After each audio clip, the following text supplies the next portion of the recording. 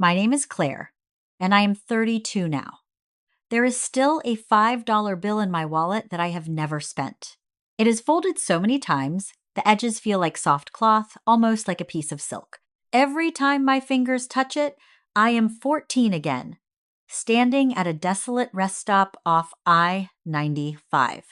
My father, Gary, had just finished liquidating the trust fund my grandmother had set aside for my education, leaving me with nothing but a single $5 bill he'd mockingly tossed my way. He shoved it into my palm, told me to man up, and drove off into the night. My crime? I had dared to ask about his fraudulent business ledgers. Drop a comment and let me know where you are listening from and what time it is for you right now. I would love to know who is part of our community at this moment. I remember the smell first. Sour, metallic, and heavy. It came from the massive green dumpster I crawled behind that night. I was 14 years old, wearing a hoodie that might as well have been made of paper for all the warmth it provided. The fluorescent lights of the rest stop hummed above me, a constant, irritating reminder that I was visible to everyone, but the people who should have been looking for me. I watched the red glow of my father's taillights bleed into the darkness of Interstate 95 until they were gone. He didn't look back. He didn't tap the brakes. He just drove. My mother, Patricia, was in that passenger seat. I could see her hands gripping the dashboard, her eyes fixed forward in a state of paralyzed terror, another victim trapped in Gary's psychological and financial cage. My brother Trevor was in the back. Not a single door opened. Not a single voice shouted for him to stop. The girl who believed family meant safety died that night behind that dumpster. By the time the sun started to peek over the Georgia horizon, she was gone. In her place was something new, something quieter, something that had learned with brutal finality that blood isn't a bond, it is just a biological coincidence. Most people ask why I didn't just call the police the next morning, why I didn't scream for help at the counter. But that is the part of the story they rewrote before I even made it back to town. You see, my father, Gary, wasn't just a man with a temper, he was a man with influence. While I was shivering behind a pile of trash, he was already at work. He used his connections to file a false runaway report. But he went further. He didn't just say I ran away, he filed documents claiming I was mentally unstable. He told the local authorities I suffered from delusions and was prone to violent outbursts when confronted with my own lies. It was a surgical strike against my credibility. By the time I finally reached a phone, my voice was already worthless. To the police, I wasn't a child who had been abandoned for exposing a fraud. I was a troubled runaway with a history of making up stories to hurt her loving parents. That was his real lesson, not the $5. The lesson was that he could erase my identity whenever it suited his balance sheet. He spent 18 years telling anyone who would listen that I was the one who abandoned them. He told the neighbors I had a breakdown. He told the extended family I was away at a specialized facility. I stopped trying to explain. I stopped begging them to see the truth. I realized then that my father had turned our family into a corporation, and I was just an asset he had decided to liquidate. I spent the rest of my high school years as a ghost in my own home, saving every cent from 3 different jobs in a shoebox hidden under the floorboards. When I finally left for Chicago, I didn't leave a note. I didn't say goodbye. I just walked through the exit I had been building since I was 14. Because loneliness in a city full of strangers is a luxury compared to the suffocating silence of a family that only uses your name when they need someone to blame. Chicago didn't care about my name, and I loved it for that. In this city, I wasn't the mentally unstable runaway. I was just another face in the crowd, another worker bee in a high rise. I didn't seek out a career in social work because I wanted to heal in some sentimental way. I chose it because I wanted to master the system that had been weaponized against me. I became a child advocacy specialist. I learned the language of the law, the specific weight of evidence, and the cold reality of bureaucracy. Every day, I sat across from teenagers whose parents used words like difficult, sensitive, or uncontrollable. I knew those words weren't descriptions. They were labels designed to disqualify a child's truth. I saw myself in every kid whose backpack was their only real home. But while I helped them find their footing, I was still carrying my own invisible chains. People often ask why I didn't return to Georgia and fight the report sooner. They don't understand the psychological architecture of a prison without bars. In the field of psychology, we call it learned helplessness. My father's false report was a weapon of social assassination. He poisoned our entire community and extended family, ensuring that if I ever reached out for help, his version of the truth was already there to silence me. For 18 years, I wasn't just silent. I was strategically dormant. I looked at my family's version of love through a transactional lens. My mother and father had treated my presence like a bad debt they never intended to repay. I was a toxic asset they expected to foot the bill while they enjoyed the dividends. My compassion had been a luxury they had overdrafted for years, until my emotional account was empty. I realized that this wasn't about a lack of love, it was about a total lack of accountability. They weren't shocked by the fact that they had discarded a 14-year-old child. They were only shocked that I eventually stopped playing the role of the victim they could manage. I lived in a small apartment with my cat, Luna. We were two survivors who understood that safety isn't a feeling, it's a boundary you defend with everything you have. My life was quiet, factual, and independent. I didn't need their validation to know I was successful.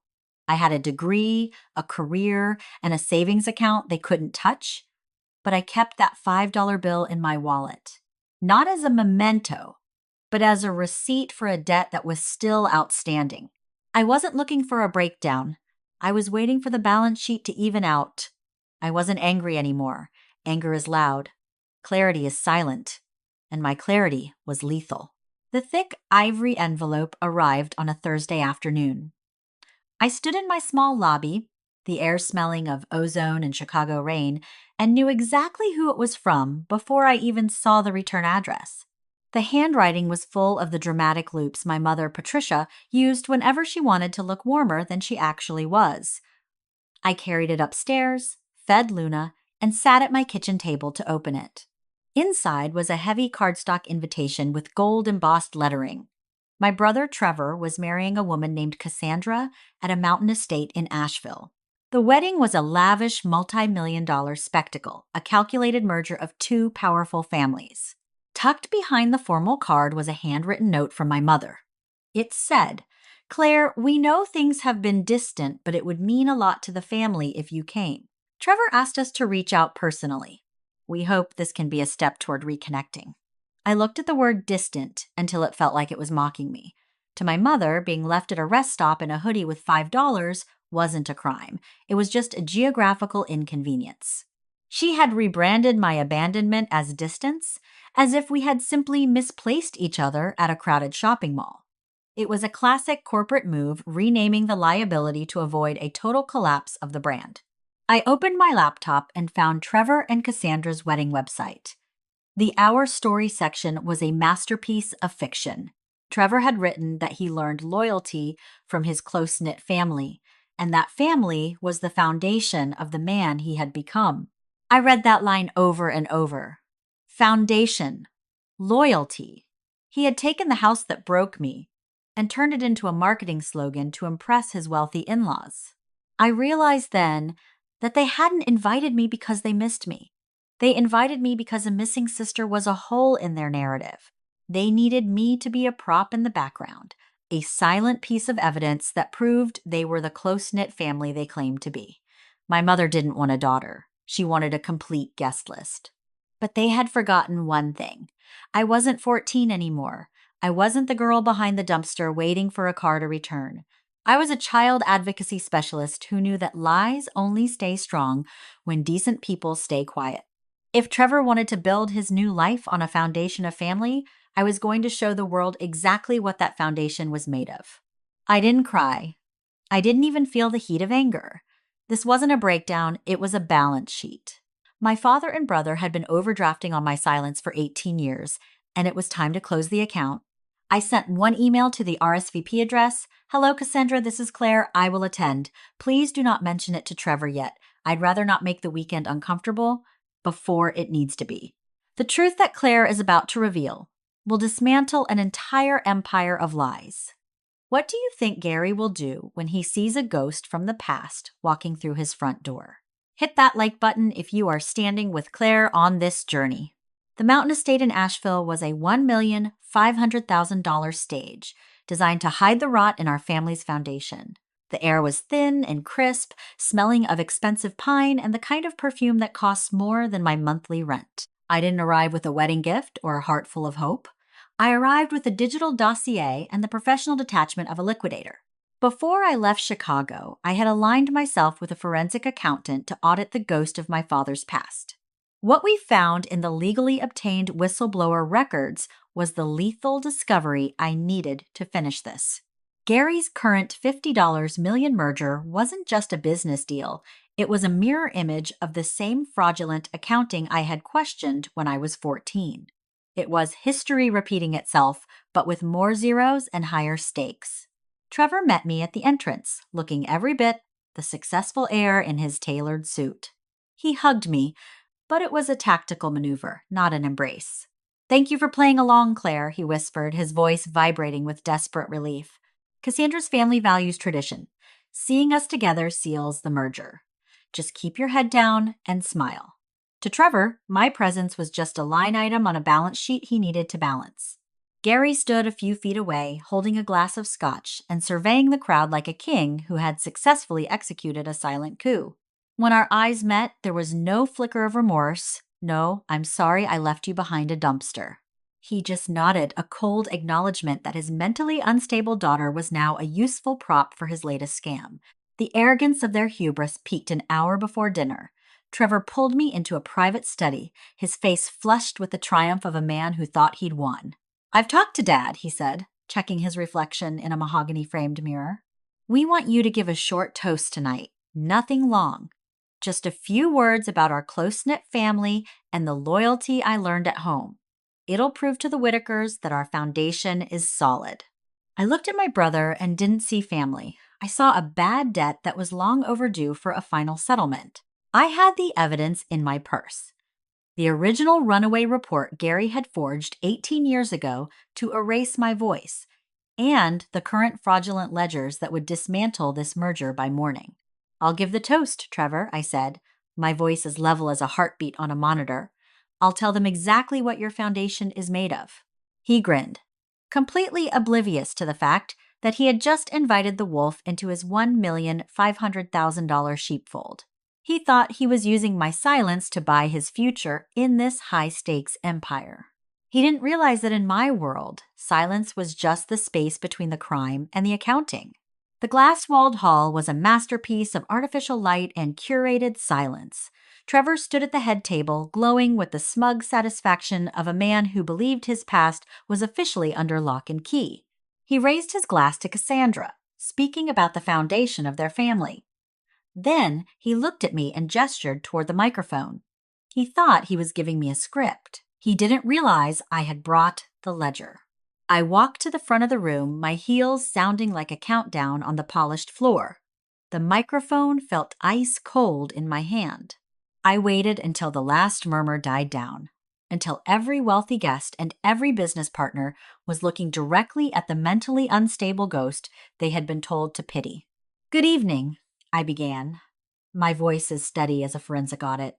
"My name is Claire, and I am the sister Trevor forgot to count on his seating chart. My brother just told you that family is his foundation. I think it is only fair that you see what that foundation is built on." I pulled the faded $5 bill from my purse and held it up between two fingers.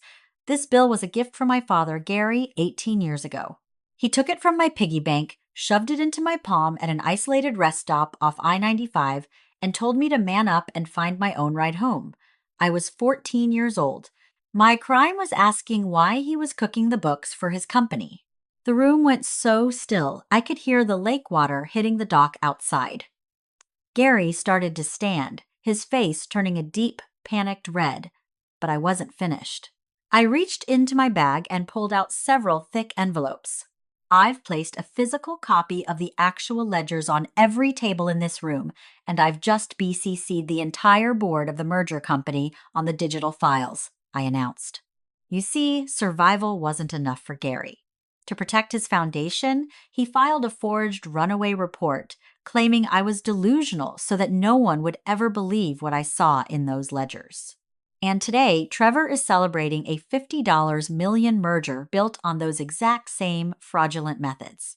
I've scheduled a digital transfer of the supporting evidence to federal investigators. The timer hits 0 in exactly 10 minutes.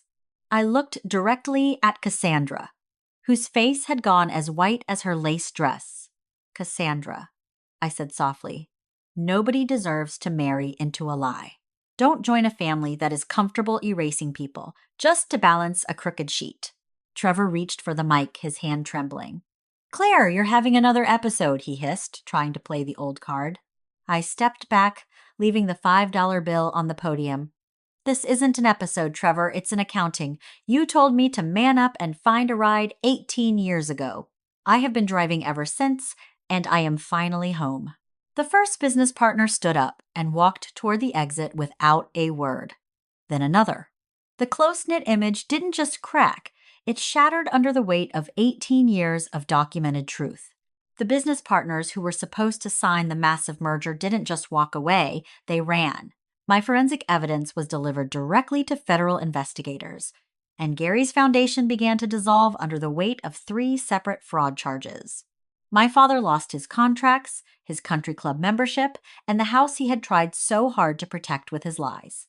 He spent his life making sure I was labeled as unstable so he could keep his books crooked, but in the end, it was his own accounting that was ruled delinquent.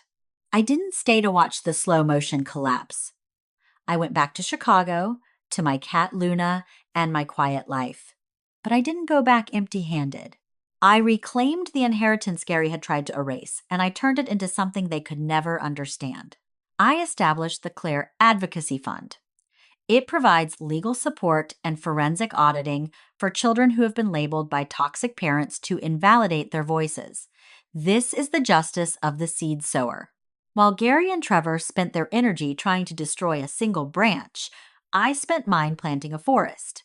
My revenge wasn't the public embarrassment at the wedding, it was the fact that I became everything they said I couldn't be.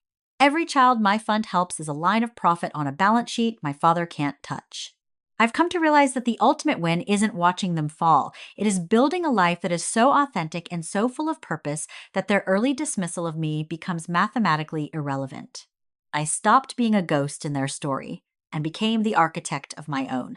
If you are listening to this right now and you feel like the ghost in your own family, I want you to know something. For 18 years, I carried a $5 bill as a reminder of what was taken from me.